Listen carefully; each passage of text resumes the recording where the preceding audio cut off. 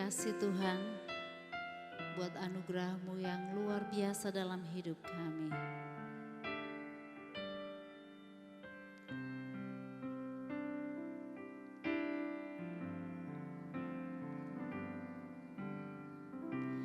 Yang dulu tak ku mengerti, sekarang Kau buat mengerti.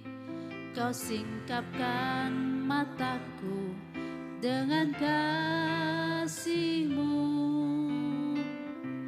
yang tak pernah ku pikirkan, sungguh telah Kau sediakan. Kau curahkan berkat-Mu limpah dalam hidupku. Terima kasih Yesus, terima kasih Yesus. Ku beri syukur hanya bagi-Mu, ya Allahku, ya Tuhanku. Terima kasih Yesus, terima kasih Yesus. Ku beri syukur hanya bagi-Mu. Terima kasih Yesus.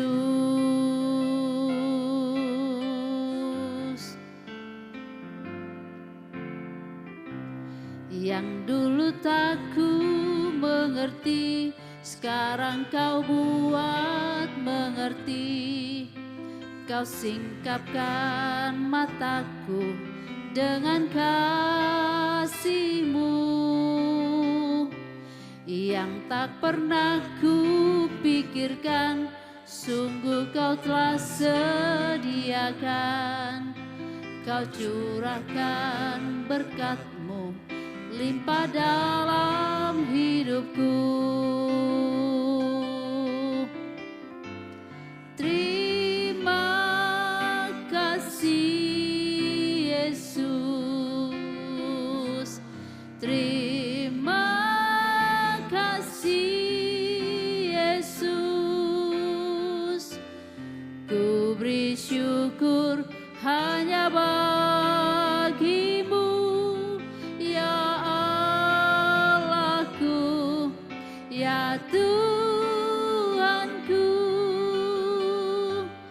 Terima kasih Yesus, terima kasih Yesus. Ku beri syukur hanya bagi-Mu. Terima kasih Yesus,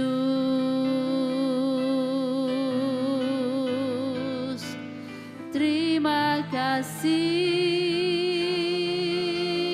Yesus. Kami bersyukur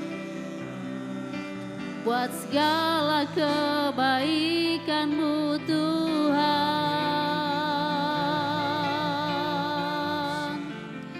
Terima kasih buat karya-Mu, buat segala berkat-Mu Tuhan. Haleluya. Kami muliakan nama-Mu, kami tinggikan nama-Mu. Haleluya. Kami bersyukur, kami bersyukur buat segala kemurahan-Mu. Haleluya Yesus, terpuji nama-Mu.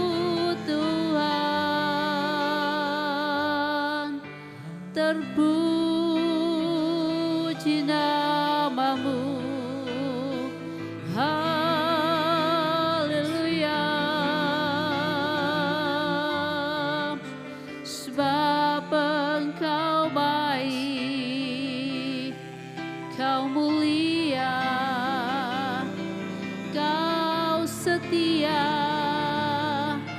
menyertai kami, memberkati. Haleluya, terpuji namamu Tuhan.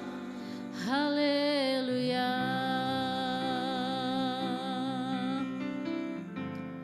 Terima kasih Yesus, terima kasih Yesus. Ku beri syukur hanya bagimu, ya Allahku, ya Tuhanku. Terima kasih Yesus, terima kasih Yesus. Ku beri syukur hanya bagimu. Terima kasih Yesus. Ku beri syukur hanya bagimu. Terima kasih Yesus. Ku beri syukur hanya bagimu. Terima kasih Yesus.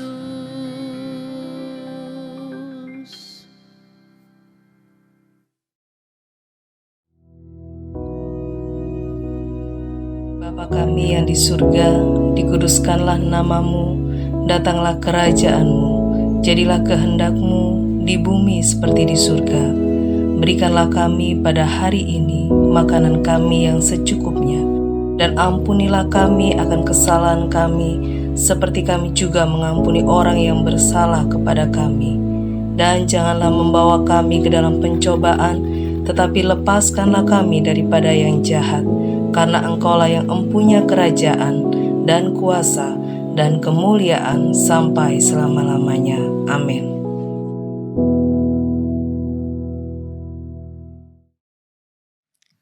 Haleluya, puji nama Tuhan, saudara sekalian. Mari pagi hari ini kita akan belajar lebih dalam lagi untuk melihat bagaimana sebetulnya orang yang denying self, menyangkal diri, memikul salib dan mengikut Yesus. Ini adalah merupakan suatu pattern, pola yang Tuhan Yesus mau kita lakukan dalam hidup kita. Pola yang betul-betul terjadi di dalam kehidupan kita ketika kita mengaku kita adalah pengikut Kristus. Mari pagi hari ini kita akan lihat contoh di dalam Kejadian pasal yang keempat ayat yang pertama. Kemudian manusia itu bersetubuh dengan Hawa istrinya dan mengandunglah perempuan itu. Lalu melahirkan Kain. Maka kata perempuan itu, aku telah mendapat seorang anak laki-laki dengan pertolongan Tuhan. Selanjutnya dilahirkannya Habel, adik Kain, dan Habel menjadi gembala kambing domba, Kain menjadi petani. Setelah beberapa waktu lamanya, maka Kain mempersembahkan sebagian dari hasil tanah itu kepada Tuhan sebagai korban persembahan. Habel juga mempersembahkan korban persembahan dari anak sulung kambing dombanya, yakni lemak-lemaknya. Maka Tuhan mengindahkan Habel dan korban persembahannya itu. Tetapi Kain dan korban persembahannya tidak diindahkannya. Lalu hati Kain menjadi sangat panas dan mukanya muram. Firman Tuhan kepada Kain, "Mengapa hatimu panas dan mukamu muram? Apakah mukamu tidak akan berseri jika engkau berbuat baik? Tetapi jika engkau tidak berbuat baik, dosa sudah mengintip di depan pintu. Ia sangat menggoda engkau, tetapi engkau harus berkuasa atasnya." Kata Kain kepada Habil adiknya, "Marilah kita pergi ke padang." Ketika mereka ada di padang, tiba-tiba Kain memukul Habil adiknya itu, lalu membunuh dia. Firman Tuhan kepada Kain, "Di mana Habil adikmu itu?" Jawabnya, "Aku tidak tahu. Apakah aku penjaga adikku?" Firman-Nya, "Apakah yang telah kau perbuat ini? Darah adikmu itu berteriak kepadaku dari tanah. Maka sekarang terkutuklah engkau, terbuang jauh dari tanah yang mengangkat mulutnya untuk menerima darah adikmu itu dari tanganmu. Apabila engkau mengusahakan tanah itu, maka tanah itu tidak akan memberikan hasil sepenuhnya lagi kepadamu. Engkau menjadi seorang pelarian dan pengembara di bumi." Sampai di sini pembacaan kita. Saudara sekalian, kita sudah tahu dan kita mungkin betul-betul hafal mengenai cerita Kain dan Habil ini. Bagaimana Kain persembahannya tidak diterima oleh Tuhan, dan kemudian Habil lah yang persembahannya diterima oleh Tuhan.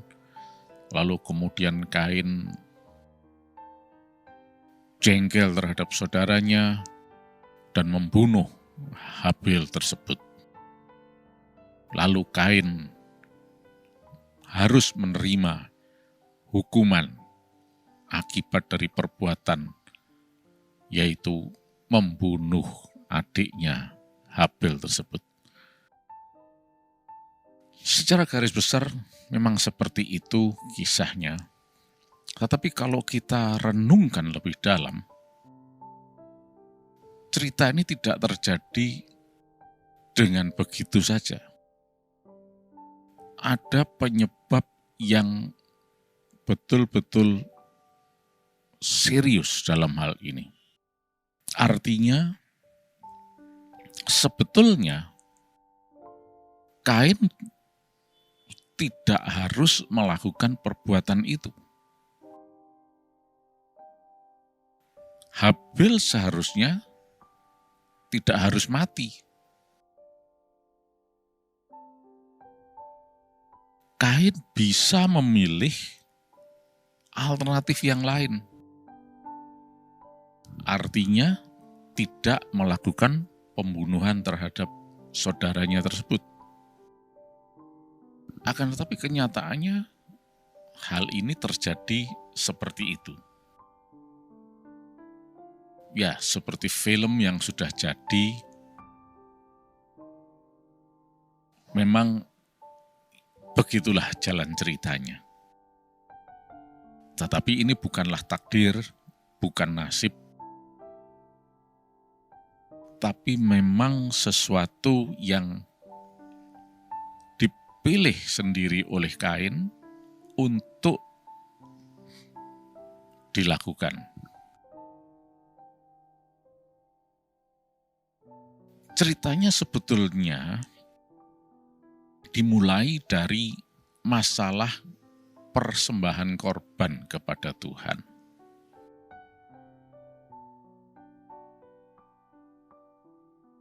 Kain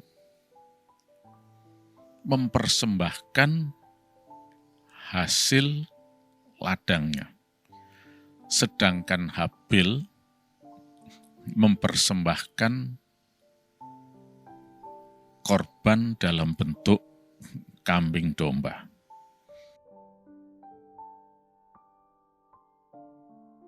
Nah, sebetulnya seperti kita lihat ya di dalam ayat yang ke-3, Setelah beberapa waktu lamanya, maka Kain persembahkan sebagian dari hasil tanah itu kepada Tuhan sebagai korban persembahan.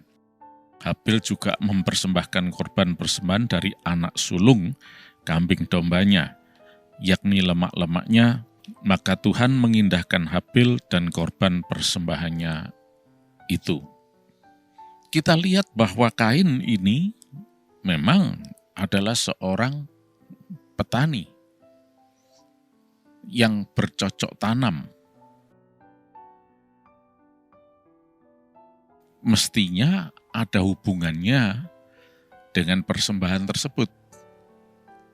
Karena bisnisnya adalah tanam-menanam, maka hasil yang diperoleh oleh Kain tentunya juga adalah masalah tanam-menanam.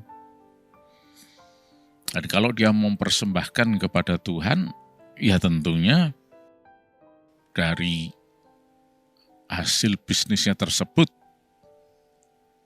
Sebaliknya, Habil sebagai peternak, seharusnya dia juga mempersembahkan hasil dari bisnis ternaknya tersebut.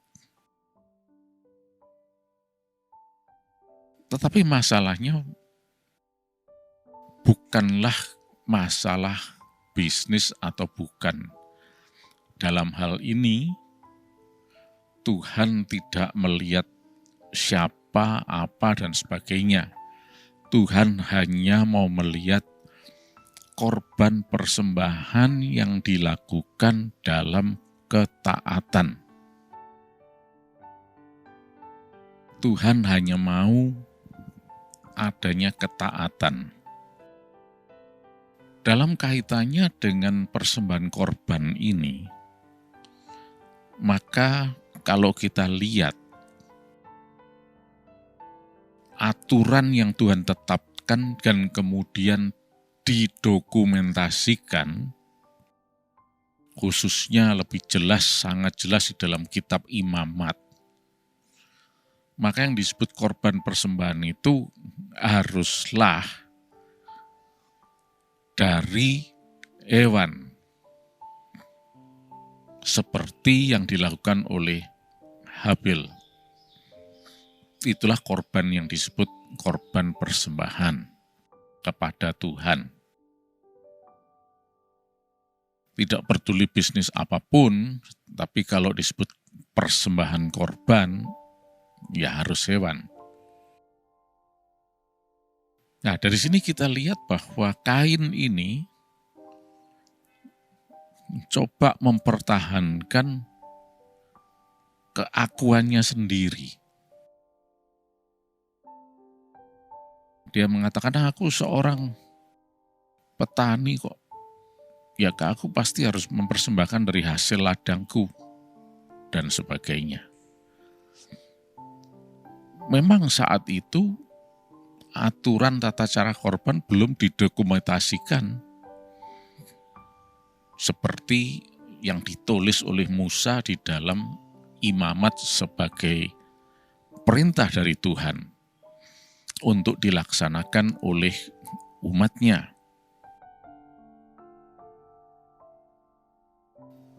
Tetapi aturan Tuhan tetaplah itu dan tidak pernah diubah-ubah. Tentu saja aturan tentang korban ini diterima oleh keluarga Adam dan Hawa ini tentunya secara lesan. Oh, harus begini. Tapi nampaknya di sini Kain coba menentang aturan tersebut dengan dalih dia dirinya adalah seorang petani. Ya, di sini kita sudah melihat bagaimana kehidupan orang yang akunya itu menonjol. Setiap orang yang hidupnya hanya mengandalkan akunya, memprioritaskan akunya, mengandalkan dirinya sendiri, akunya sendiri, nggak akan pernah berhasil. Dan nggak akan bisa melihat hari depan yang penuh harapan. Seperti contohnya Kain ini. Dia sudah tertolak di hadapan Tuhan, malah terhukum lagi. Karena selanjutnya adalah dari aku yang betul-betul tidak ditundukkan kepada Tuhan. Nah, disinilah kita lihat mengapa Tuhan Yesus itu menginstruksikan supaya kita menyangkal diri, memikul salib, dan mengikut Dia. Kalau kita adalah pengikut Kristus, kita harus memikul salib dan menyangkal diri. Menyangkal diri itu adalah menurunkan akunya, denying self. Bukan akunya yang ditonjolkan, tapi Yesusnya. Dan saudara lihat, orang walaupun dia tercatat sebagai pengikut Kristus, tetapi kalau masih pakai akunya sendiri, tidak mungkin. Bukan lagi 100%, 101%. Tidak mungkin bisa menjadi pengikut Yesus. Artinya tidak mungkin dia bisa menjadi seorang yang nurut kepada Yesus dalam pengikutannya kepada Tuhan Yesus. Karena dia masih pakai akunya sendiri. Ketika Tuhan Yesus melangkah, akunya mengatakan diam aja. Ya enggak bisa mengikut Yesus. Ketika Tuhan Yesus berhenti misalnya, akunya mengatakan kamu jalan terus. Nah, apa ini namanya pengikut? Itu sebabnya di dalam bahasa aslinya dikatakan opisomu elthin. Ya, bisa diterjemahkan secara ya sebebas-bebasnya, yaitu pengekor. Mengekor Yesus, mengikut Yesus. Nah, kembali kepada Kain ini, jelas di sini dia hanya mengikuti kata akunya sendiri, dirinya sendiri yang ditonjolkan. Dan ternyata tidak akan berhasil dan akan mendatangkan bencana berikutnya, ketidaktaatan berikutnya, bahkan bisa disebut dosa berikutnya, yaitu akunya muncul lagi. Kok si adikku Habil diindahkan oleh Tuhan, sedangkan aku kok tidak? Dan akhirnya aku lagi mulai mendesain, membuat suatu skenario, rancangan. Dan akhirnya itu dilaksanakan untuk menghabisi adiknya, membunuh Habil. Padahal sebetulnya kalau kita lihat ya, di dalam ayat yang ke-6 dan 7 itu, Tuhan memberi kesempatan kepada Kain untuk tidak mengambil langkah yang fatal tersebut. Dikatakan, mengapa hatimu panas dan mukamu muram? Karena dalam ayat yang kelima, bagian akhir dikatakan, lalu hati Kain menjadi panas dan mukanya muram. Dan Tuhan mengatakan dalam ayat 7 selanjutnya, apakah mukamu tidak berseri jika engkau berbuat baik? Tapi jika engkau tidak berbuat baik, dosa sudah mengintip di depan pintu. Ia sangat menggoda engkau, tapi engkau harus berkuasa atasnya. Nah, lihat. Kain ini bukan tidak sengaja atau terpaksa, karena Tuhan katakan, kamu mempunyai kuasa atasnya. Artinya Kain bisa untuk tidak melakukan pembunuhan tersebut. Kain tidak seharusnya mengambil pilihan membunuh Habil tersebut. Tetapi ternyata akunya yang diberi wewenang, dirinya, self-nya. Dan akhirnya akunya ini melampiaskan kegeramannya tersebut dengan membunuh Habil. Nah, di sini kita lihat, itulah sebabnya mengapa Tuhan Yesus mengajarkan untuk denying self, menyangkal diri, memikul salib, dan mengikut Yesus. Jadi memikul salib itu sebetulnya adalah denying self, taat dalam pengikutan kepada Yesus. Memikul salib bukan memikul penderitaan sebetulnya. Tapi yang Tuhan mau, ya ini loh, taat kepada Dia. Bagaimana wujud ketaatan itu? Yaitu dengan akunya ini loh, diturunkan. Biar Kristus yang menjadi prioritas. Sehingga kita bisa mengikut Yesus yang arahnya, tujuannya sudah jelas, destination-nya jelas, yaitu hari depan yang penuh harapan.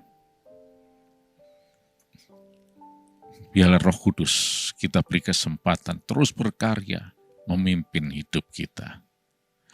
Terima kasih Yesus, Kau Allah yang baik untuk kami. Rencanamu selalu adalah hari depan yang penuh harapan Tuhan. Sepanjang hari ini kami sehat, kami diberkati berkelimpahan, dan Kau buat kami berhasil. Nama Yesus dipermuliakan dalam nama Yesus. Amin.